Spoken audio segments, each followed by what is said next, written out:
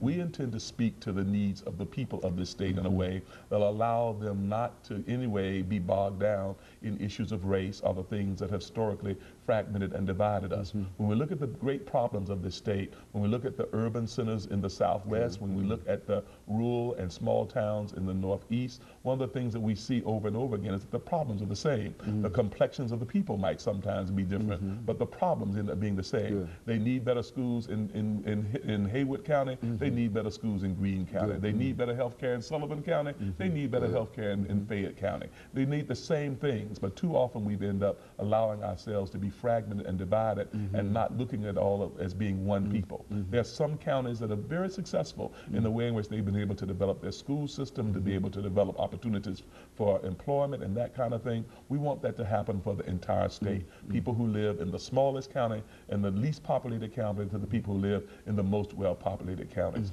The other thing that really I'm excited about is being able to provide leadership for this state.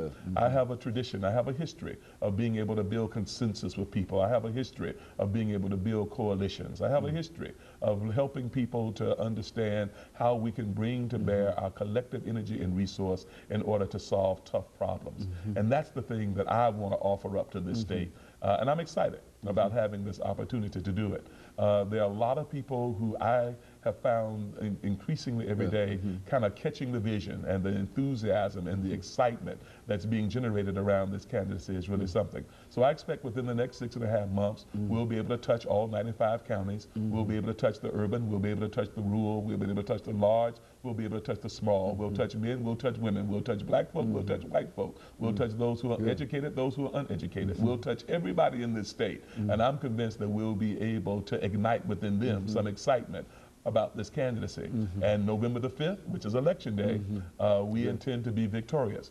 Some people have said, well, you don't have enough money. But the fact is, it's the vote that matters. November the 5th is the great day of equality in this state. It doesn't make any difference how much money you have or how much education you have. When you go behind that curtain, when you pull that lever, when you make that mark, when you do what you have to do to cast your vote, it means that you have the power at that moment to help define the future of this state. So we're trying to carry that message to everyone.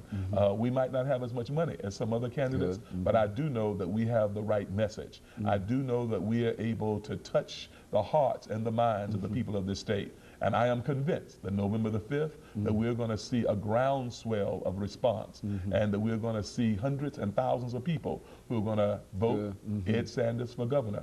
And it'll be a new day. We'll find ourselves at a point in history that we will be able to look at and to look back upon for centuries to come and be able to say it was a turning point. It was a moment when we were able to turn Tennessee in the direction that put it back in touch with its high ideals. We're renewing the spirit of Tennessee. Very good. And of course, Mr. Sanders, let me thank you for bringing that excellent information about your candidacy by and giving it to our audience today. I'm sure that they are certainly impressed by your efforts. And let me encourage our audience to tune in again next week for another informative edition of Comments. Thank you and good morning. Thank you, Dr. Haney.